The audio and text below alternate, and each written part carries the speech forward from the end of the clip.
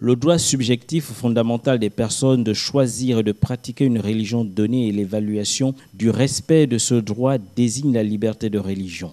Et cela est un aspect de la liberté de conscience. Avant l'arrivée du colon, les Africains étaient attachés aux divers rites. À l'exemple du Bwiti, qui demeure une société initiatique ayant une grande influence sur la population. Les membres de cette société secrète gabonaise sont taxés de sorcellerie. Toutefois, ils renvoient la même accusation aux autres religions. L'initiation, c'est aujourd'hui. Parce que dans la médecine traditionnelle, avant, c'était des trucs qui venaient, d'autres devenaient Nganga parce que c'était des trucs laissés passer ailleurs. C'est des dons. Mais aujourd'hui, il y a des gens, parce qu'il a mangé le bois sacré, et aujourd'hui, il se proclame Nganga.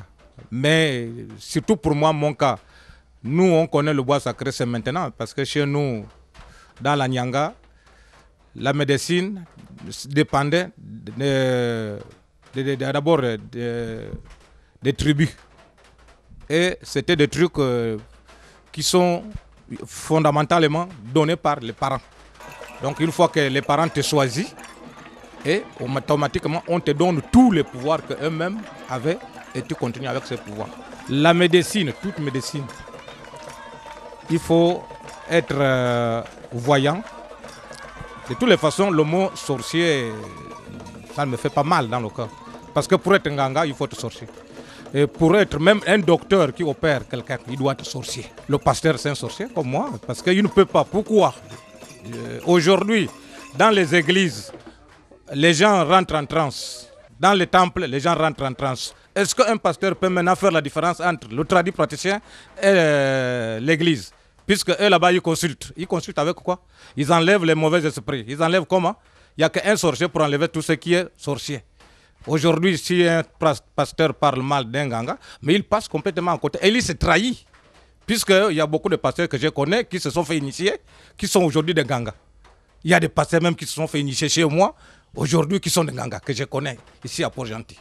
Donc, nous tous, avant d'être un ganga, pasteur ou docteur, tu dois être sorcier d'abord. Il n'y a qu'un sorcier qui enlève ce qui est sorcier.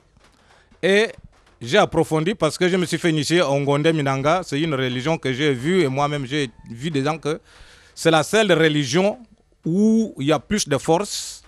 Et dedans là-bas, à chaque veillée que vous dansez, vous voyez vos choses de demain ou après-demain. Donc je suis initié au Ngondé Minanga et je fais initier aussi le Ngondé Minanga.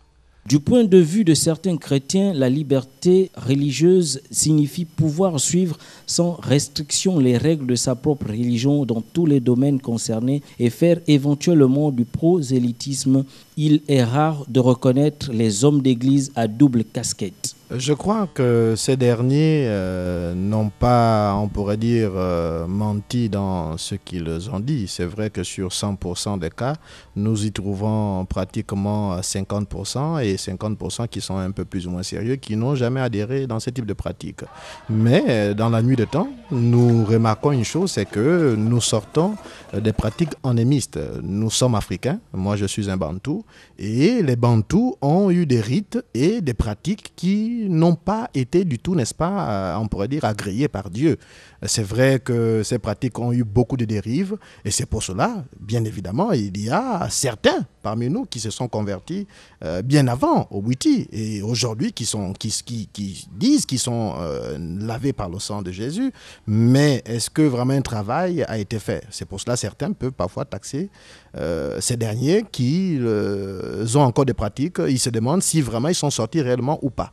Mais j'aimerais vous rassurer que Dieu, dans son entièreté, veut que l'homme ait sa connaissance et marche dans ce qu'il veut, que l'homme puisse, n'est-ce pas, saisir et permettre que plusieurs puissent bénéficier de la grâce et des merveilles du Seigneur. Nous avons des pratiques qui ont été occultées par nos ancêtres, c'est-à-dire la pratique des différents rites, Njobi, Bwiti et autres.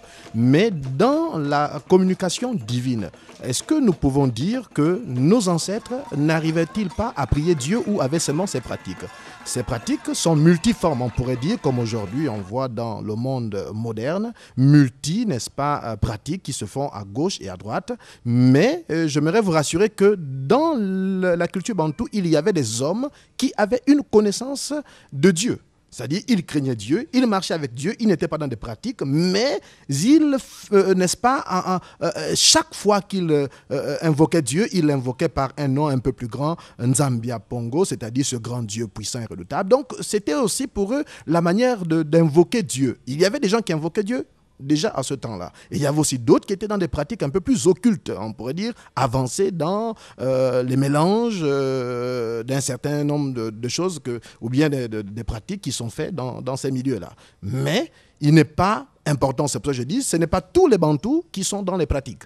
Certains Bantous sont bien évidemment forcés à ne pas être dans les pratiques et adhérer là où ils trouvent juste, n'est-ce pas, d'adhérer, parce que nos ancêtres le faisaient autrement, mais aujourd'hui, avec le christianisme qui est là, nous voyons que c'est une religion qui est, on pourrait dire, c'est la même chose. Nos ancêtres qui priaient ce grand Dieu puissant, et autrefois en Israël, on l'appelait El Shaddai, El Jibor, il avait toutes sortes de noms. Aujourd'hui encore, nous pouvons dire que nous prions ce Dieu-là en esprit et en vérité, parce que nous disons qu'il n'y a pas, n'est-ce pas, de temps qui dépasse Dieu, ou il n'y a pas d'époque qui dépasse Dieu, où Dieu n'a pas, n'est-ce pas, amené ses enfants, on pourrait dire africains, à être complètement, n'est-ce pas, dans une connaissance divine et non dans ces pratiques que nous sommes en train de parler aujourd'hui. Dans un État laïque, la liberté religieuse est avant tout une liberté d'opinion, la liberté de pratique pouvant être restreinte au nom de l'intérêt commun. Le maintien de cette liberté implique de ne favoriser aucune religion par rapport aux autres ou aux non-croyants, d'interdire l'ingérence des institutions religieuses dans le gouvernement et l'administration. L'islam s'ouvre aux autres religions, mais il met des frontières sur certaines pratiques ne répondant pas aux principes de Dieu. Vous savez, il y a deux chemins, le chemin du paradis et celui de l'enfer. Et donc, l'islam aujourd'hui, et les autorités aujourd'hui actuelles œuvrent pour l'écuménisme. Donc une prière, quelle qu'elle soit, qu'elle provienne d'un musulman ou d'un chrétien, c'est une prière adressée à l'Éternel. Et donc sur ce, il n'y a pas de discussion à ce niveau. Donc l'islam est pour l'écuménisme. Ça veut dire que nous sommes pour la participation de toutes les religions en vue de l'invocation vers l'Éternel. Ça, il n'y a pas de doute là-dessus. Par contre, tout ce qui est rite traditionnel, tout ce qui est sacrifice et qui tend vers l'autre côté, nous ne préconisons pas ce chemin-là et nous n'orientons pas nos fidèles vers ces chemins. Parce que Dieu est la source de tout. La santé, le bonheur, etc. La pauvreté, la richesse vient de l'Éternel. Donc, nous avons un destin que nous assumons. Et donc, s'il y a un souci, nous nous adressons à l'Éternel qui peut, lui, restituer les choses dans leur contexte. L'État laïque impose donc des lois s'appliquant uniformément à tous qui peuvent parfois contredire les règles de certaines communautés ou interdire certaines pratiques. Le christianisme, l'islam ou l'attachement à la tradition bantoue, à chacun de choisir selon ses aspirations.